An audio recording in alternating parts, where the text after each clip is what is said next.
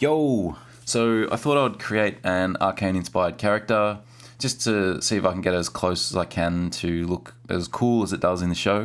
But this is what I ended up with, so I don't know. Let me know. Is it good? Is it not good? I don't mind. You won't hurt my feelings. I'll get over it after I've cried myself to sleep 3 nights in a row. Nah, I'm kidding. I'm not kidding. Anyway, so if you want to see how I did all this things, oh god, I can never talk right when I do this. But yeah, just watch the video, I guess. Thank you.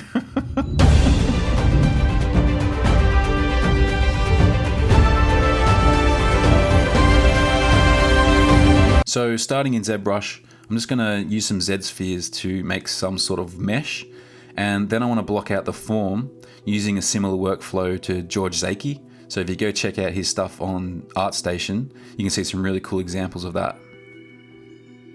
So to block out the body parts, I'm going to use an insert multi-mesh brush, and I usually choose a low poly mesh just because it's easier to block out the form and keep it less muddy.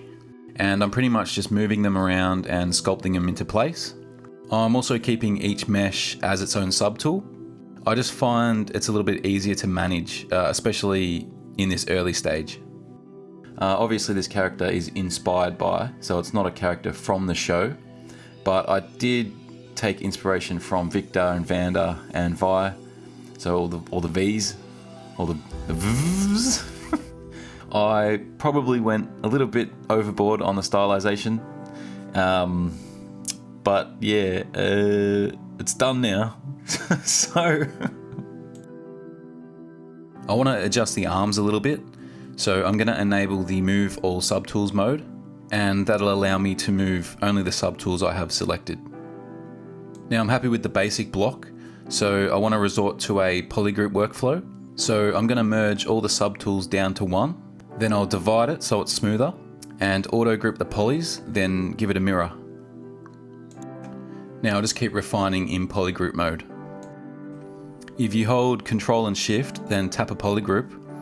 If you're in edit mode, it'll make a mask selection, and if you're in draw mode, it'll adjust the visibility.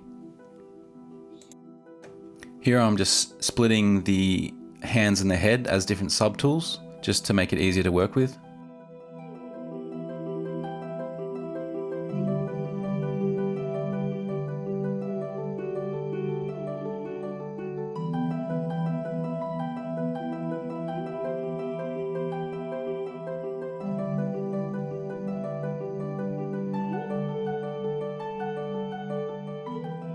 Now I'm happy with the basic form, so I'm going to merge everything down and then export it into Maya so I can adjust the scale. You can do scale stuff in ZBrush, however I find it a little bit tricky sometimes, so I like to just, get it sorted from the very start, and then I know I don't have any scale issues going down the track. So I'll import this back into a fresh scene of ZBrush.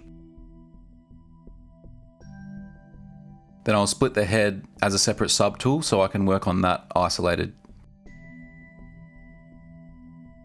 So I'm going to divide it so it's smooth, and then I'll give it some Dynamesh so I can start sculpting, a cool looking face.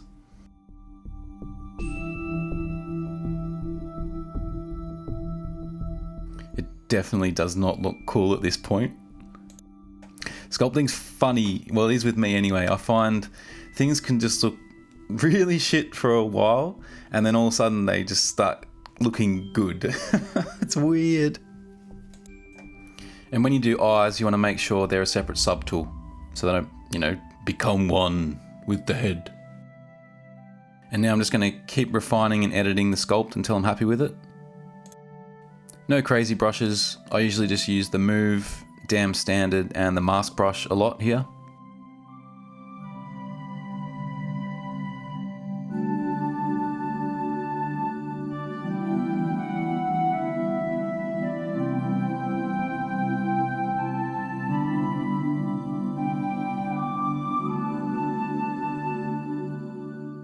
I'm going to add a mouth cave.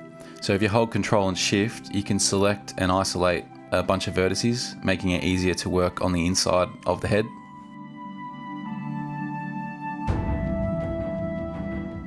Here I'm dividing the body so it's smoother, then dynameshing it, and then I'll glue it all together with the smooth brush.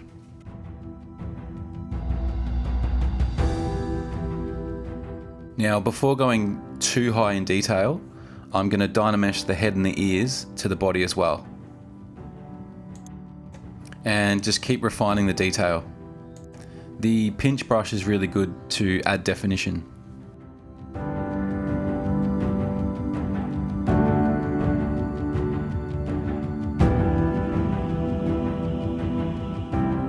I'm going to use the Retopology brush to add some simplistic eyebrows that when I smooth, they'll be nice and clean.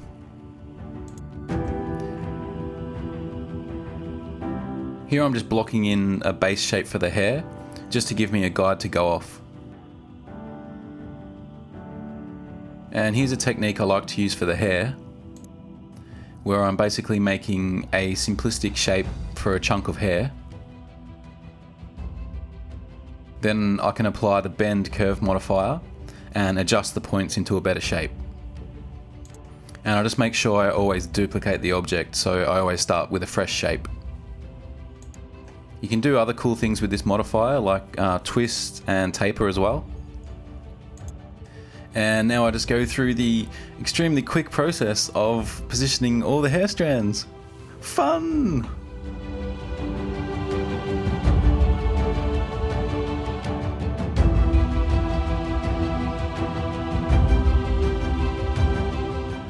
So once I'm happy with all the hair, I actually want to think ahead here. So I know I'm going to need a low poly as well as a high poly. So I'm actually going to duplicate the mesh and keep one version as the low poly. And then to smooth out the high poly version a lot better, I'm going to go into the ZModeler brush and I'm going to add creases to certain areas so that when I divide it, those areas will stay sharp. And I usually do that a few subdivision levels. Then I'll turn the creasing off and keep dividing so it'll actually make a really nice edge to those areas. Then I'll just go through and carve out some cool little stylized hair looking things.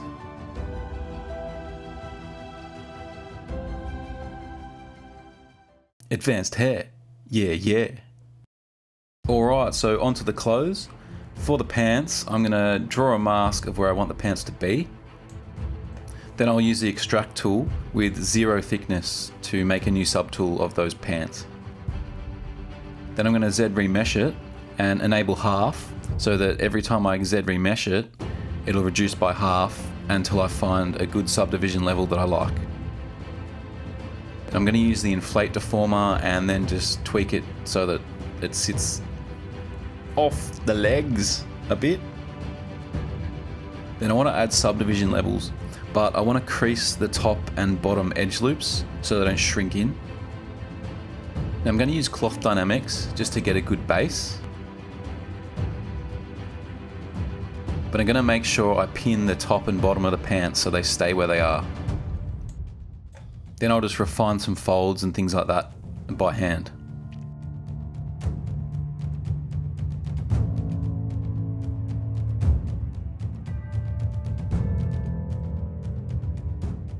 And I'll do the exact same thing for the shirt. And I'll just refine some more folds. So I'll just put in big shapes and then I'll smooth them in.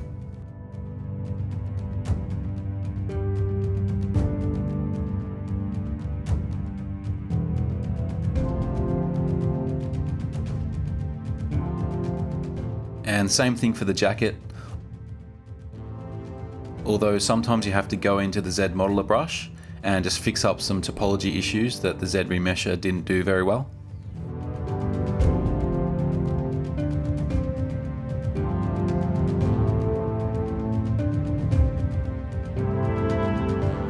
And again, when I make these parts, I'm keeping in my mind that these are going to be the low poly versions that we end up with.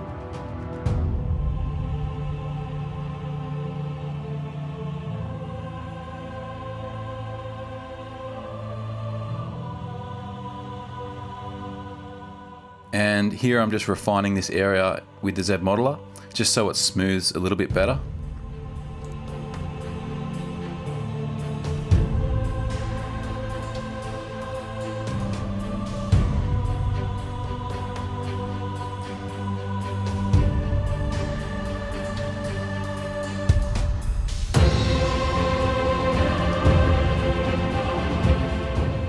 I'm selecting my own polygroups here so that I can manually mask out areas that I don't want to sculpt on.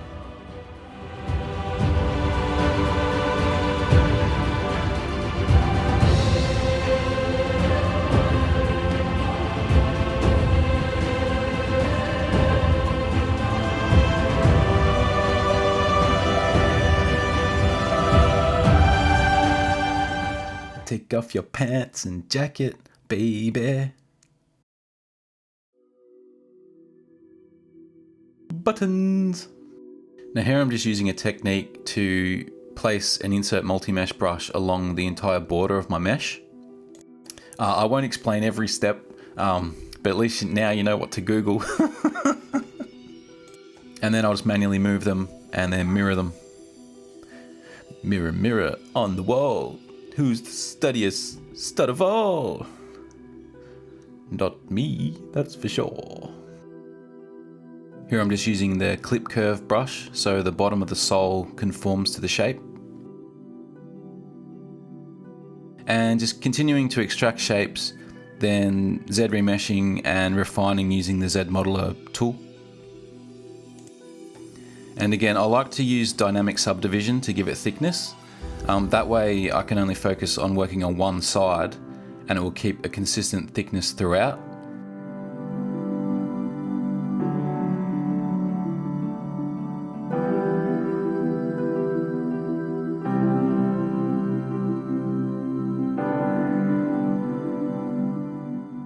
And now I can just sculpt some fun forms. Woohoo!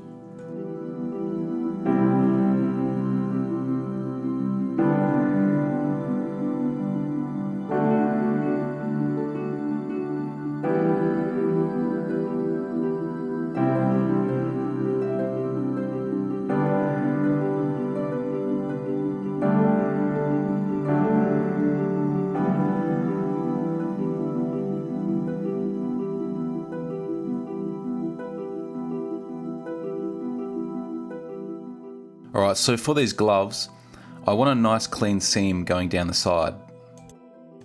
So I'm going to polygroup by mask, so I can add 2 polygroups to each side. Then when I Z remesh it, I'm going to make sure I tick keep groups, so that it makes a nice clean seam.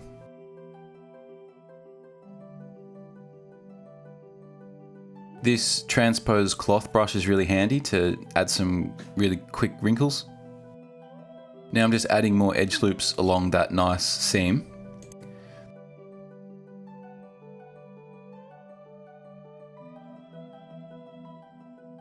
Then I'll inflate the polygroups on each side so that it defines the seam even more. And then keeping those polygroups, I can use it as a mask so I can sculpt in details a lot easier.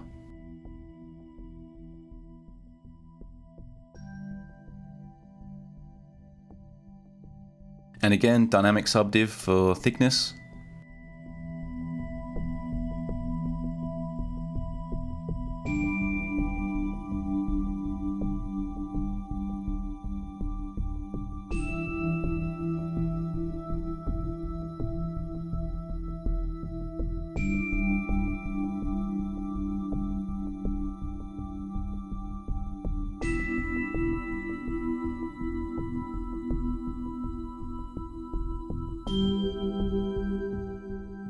And I'll just tweak the mouth a bit just so I know the teeth are in the right spot.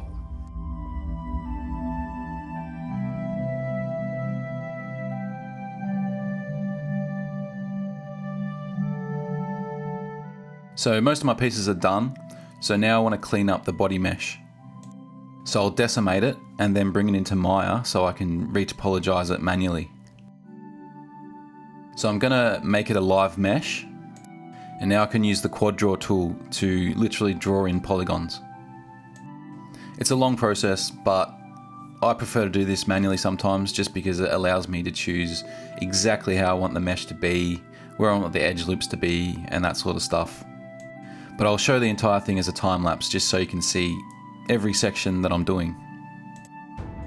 You know, if you're into that stuff.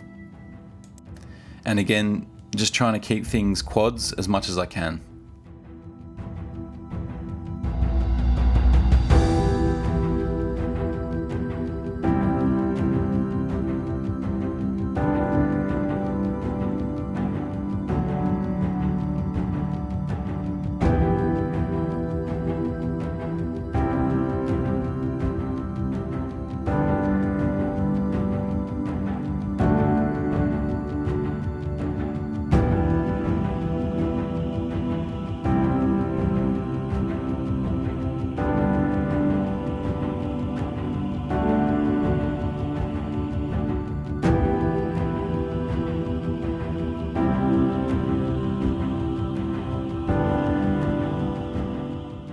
And here's a section where I want to reduce the detail.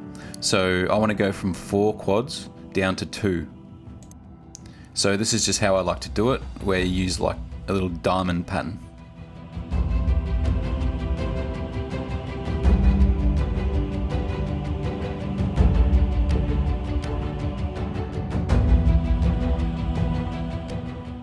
Sometimes I use the pen tool just so I can plan out how the polygons are going to go before I plot them in.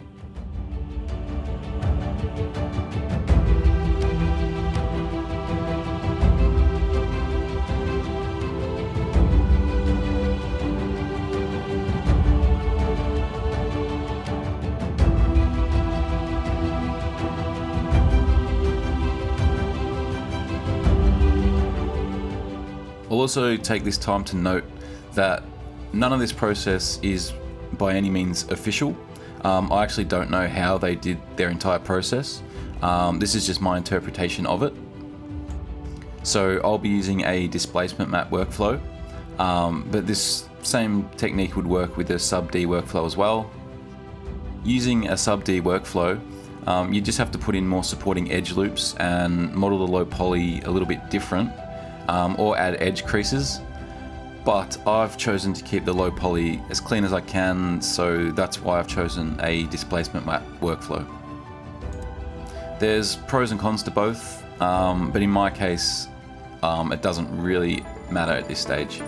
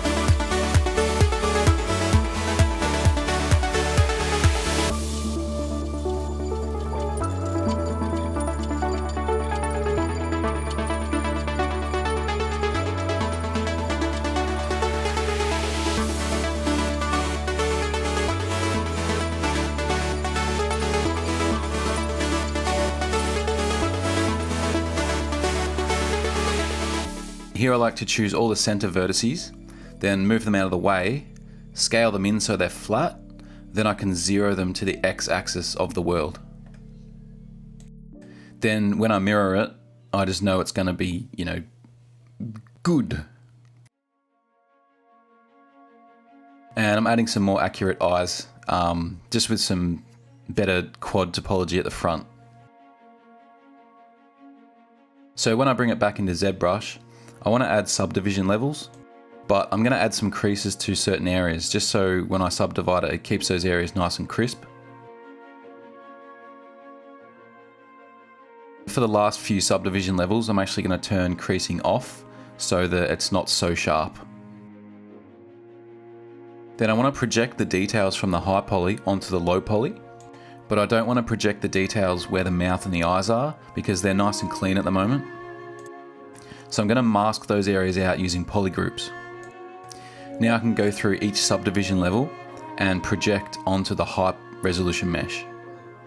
And that'll give me the same details, but now I've got better topology. So that means I can go through and smooth out areas and it won't be as muddy.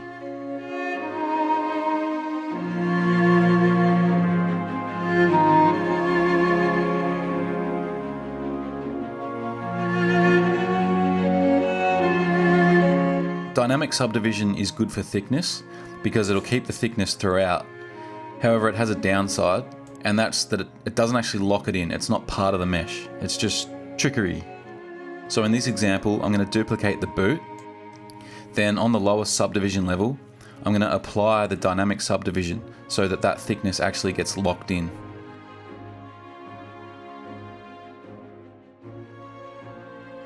Then I'm going to project the details from the high version onto the low version. And I'll do this for each section of the boot. And you can see now each section of the boot starts off as a low poly version, but it has subdivision levels to go all the way up to the high details. So I've gone through and done this for each section, So now my character is finished. It has the low version and then subdivisions all the way up to the high details. And I gave him a name, so from this day forth, he shall be known as Wilhelm. I've also prepped each subtool so that none of the mesh elements actually touch each other. So they're separated by some distance, and that'll actually give us a better bake in Substance Painter. Alright, so now I'm just going to export the whole thing as an FBX, and we're ready to UV unwrap this thing.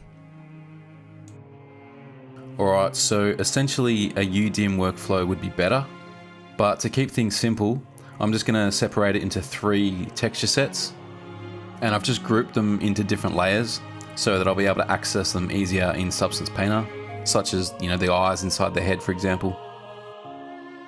So as always, I like to start with a planar map just to remove all the seams. And then I can just go through and manually place my own seams.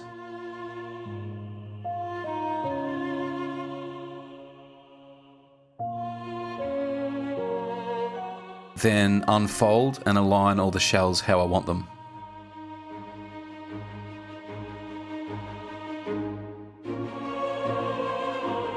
I just place them all over the joint while I'm working on them. And then I can use the layout feature to arrange them nicely in the tile.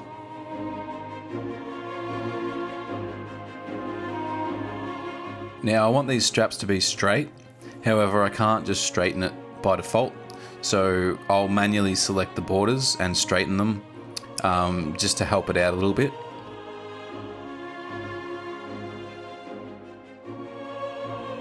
And then I can use the straighten UV tool so that I can get the checker looking nice and flush along that strap. So sometimes you can just, straighten the UVs and they work really well, and sometimes not so much. So again, just give it a little help and then you can straighten them.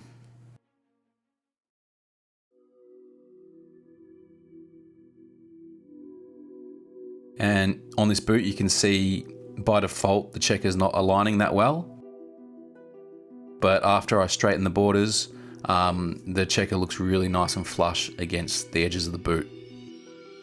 You won't be able to do this on all areas, like the top of this jacket, so I just chose one area to straighten and I just put up with the rest. Now once I'm happy with how I've unwrapped all the shells for each group, I want to make sure they're a consistent size throughout. So I'm going to choose one of the polygons and I'm going to get the texel density. Then I'm going to choose the other UV groups and I'm going to set the texel density.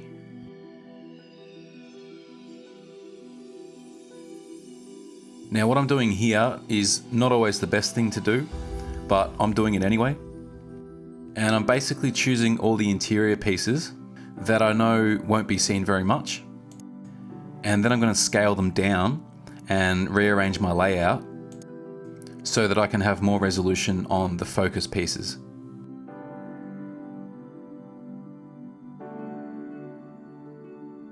Now to scale everything up together so it fits nicely in the square, then I'll rename all these objects to have _UV, then I'll export this as a UV version. Then I'll import this into my ZBrush scene. Then I can use the UV master to copy my UVs onto my main objects. And I'll click on Morph UV just to test that it's worked. Once I've finished copying all my UVs, it's essentially finished, so I can export it as a low version.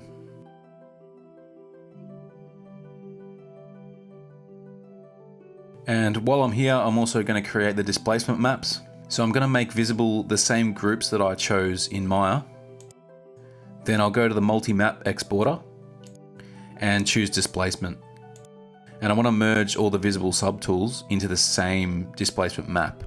So I'm going to make sure that I have merge maps ticked. And basically all the settings I have here, I found they work the best.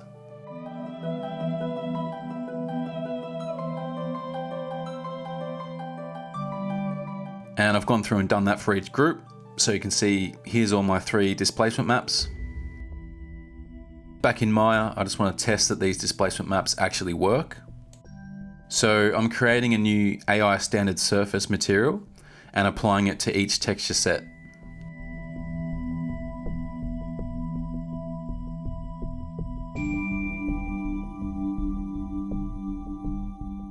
When I render as is, it's just smooth and low poly. So I'm going to import the displacement map. And I'm going to set the color space to raw. Then I'm going to tick alpha is luminance.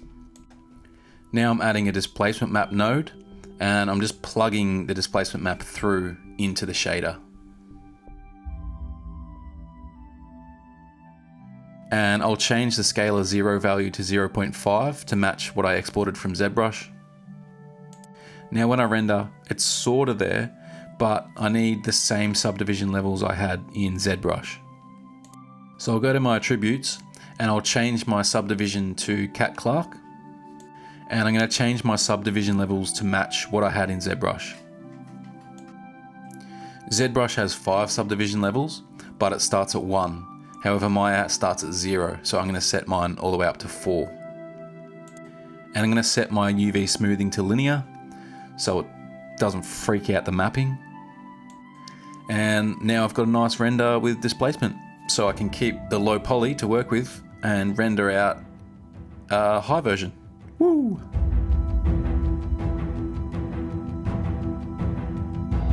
Alright, so now I want to export this so I can bring it into Substance Painter and texture it.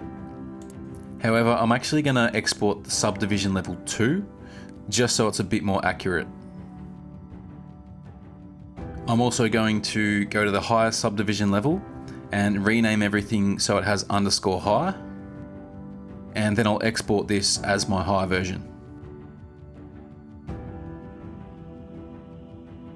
But I'm going to export the eyes, teeth, and tongue as a separate FBX.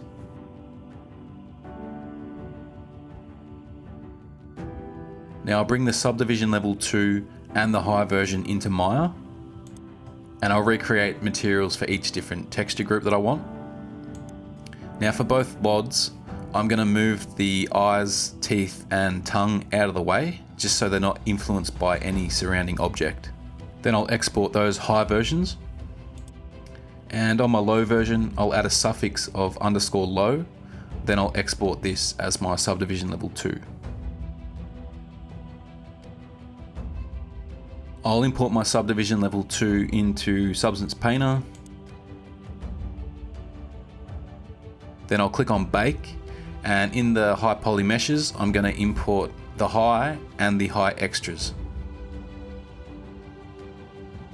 And I'll make sure that I match by mesh name, and the prefixes are underscore high and underscore low. And now when I bake, you'll see that the eyes, teeth, and tongue are not going to be affected by, say, like the shadow of the head. Now back in Maya, I'm going to reset the eyes, teeth, and tongue, and then re-export this. Now back in Substance Painter, when I re-import the mesh, they're going to go to their original position, but they're going to keep the nice bake. And now you can see I've got my 3 different texture sets that I can isolate easily. I'm going to work in base color mode only, so that I don't get influenced by the shading. And I've noticed that a lot of the Arcane characters have sort of like baked in lighting.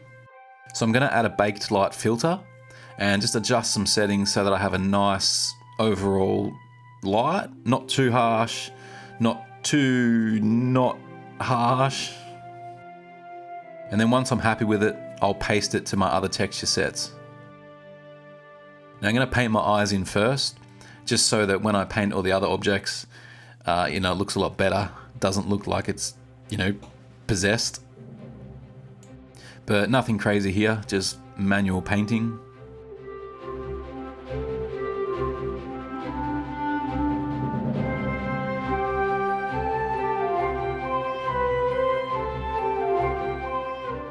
So starting on the body, I'm going to add the baked lighting to a folder, then I'm going to anchor it so I can reference it elsewhere. So now if I add a new fill layer, I can actually set the color to that anchor. Now if I add a gradient filter, I can tint the shading to a nice skin tone.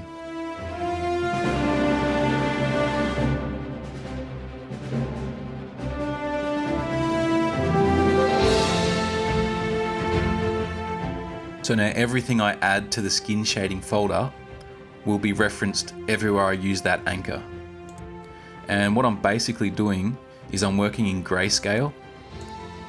Again, this is probably not the best way to go about it, but I'm no Picasso. I don't want to have to try and focus on choosing all the right colors all the time, so I find this just a little bit easier to work with. But yeah, I'll show a time lapse of me painting in detail, but again, I'm only focusing on grayscale values only.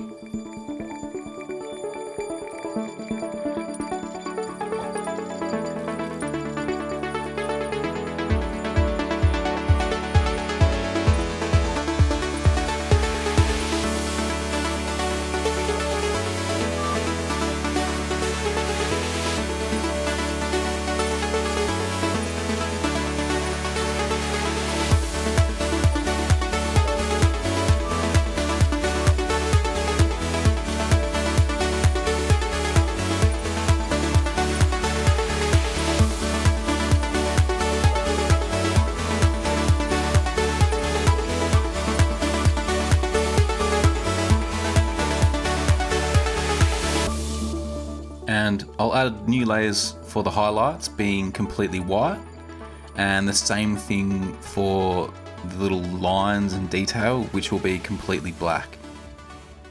And that'll just work better with a gradient map.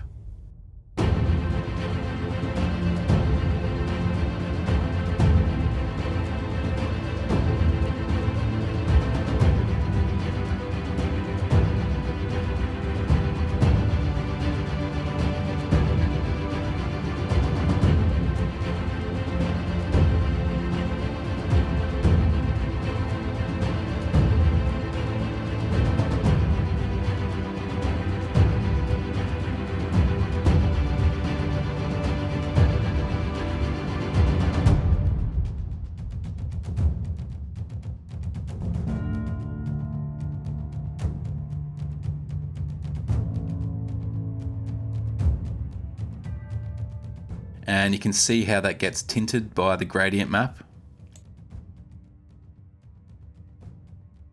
Now I'm just going to add some color variation. So I'm going to duplicate the layer and then darken it. Then with a mask, I'll just paint in those areas where I want them to show through.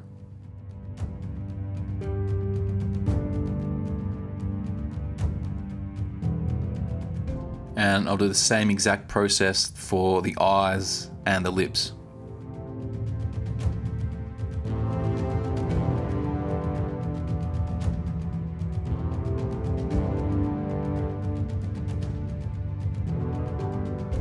And I'll just go through and add some, finer details like moles and freckles, things like that.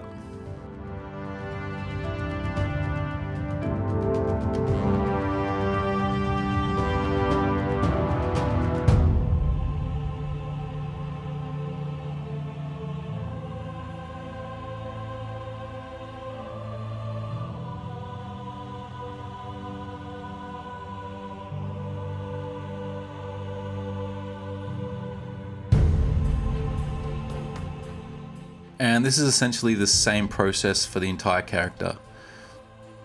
So what I'm doing for the most part is I'm using the color picker and then I'm painting sort of long strokes so that it keeps that painterly look. Like I don't want to soften and blend everything in 100%.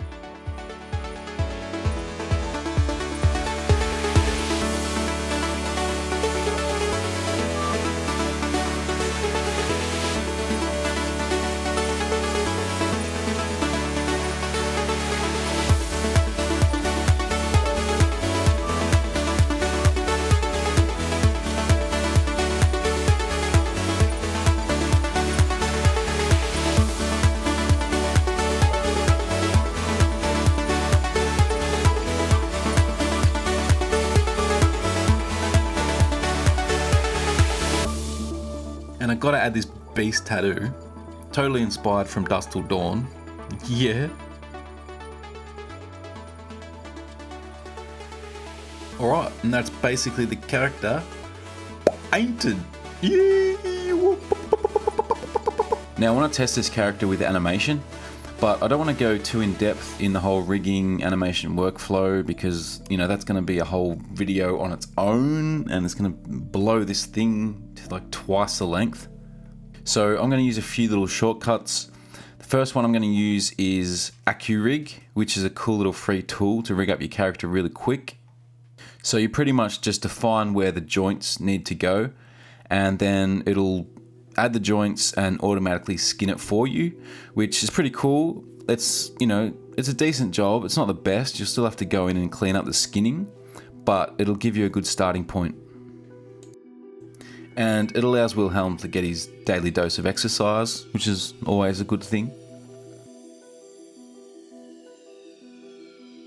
Alright, so once I've exported the character, I'll bring him back into Maya, and you'll see he's in a T-pose.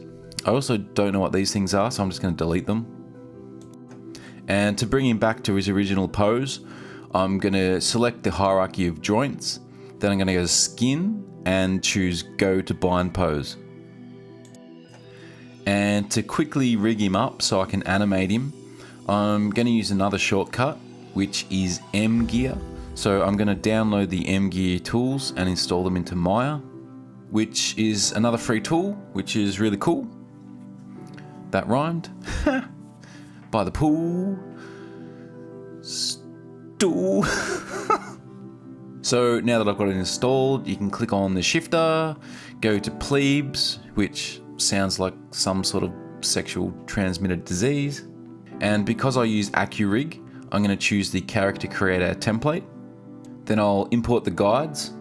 But when I try to align the guides, it's not going to work because I need to rename my base joint to cc_base_bone root.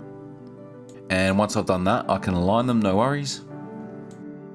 Then I can build the rig and constrain it to my joints. And now I can animate the character with some cool functionality.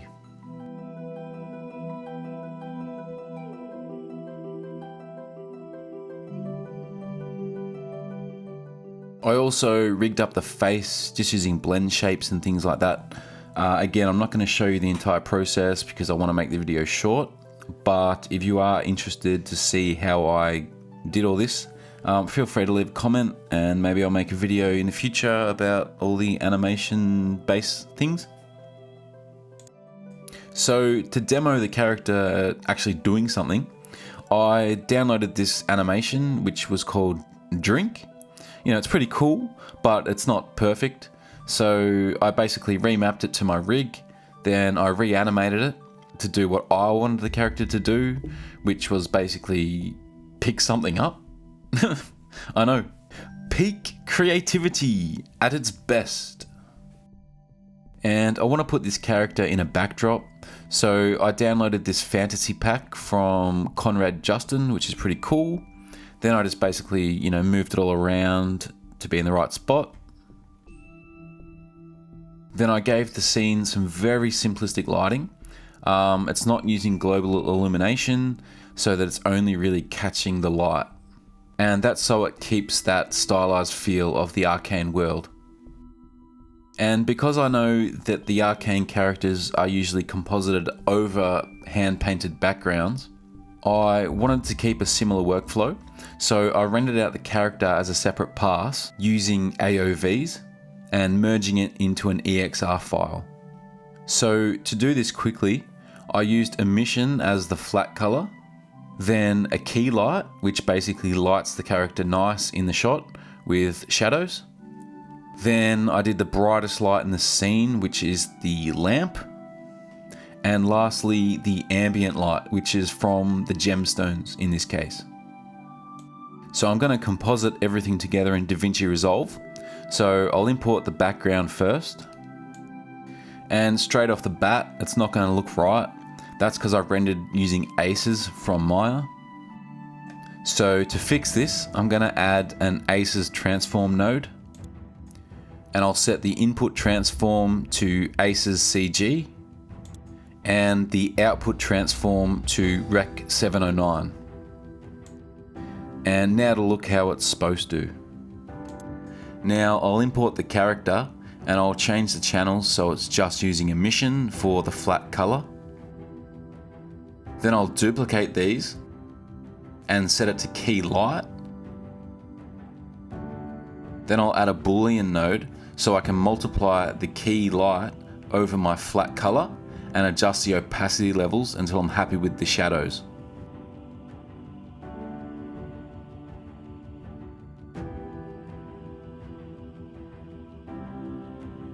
Now I'll add a new node so I can match the contrast. Then I'll add a color correct node so it fits the scene a bit more.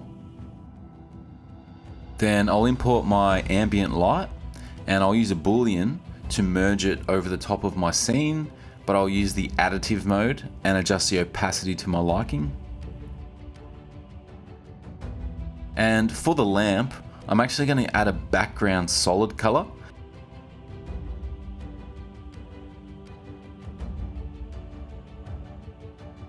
Then I'm going to use the lamp pass as a mask. Then when I add this over the top of my scene, I have more flexibility.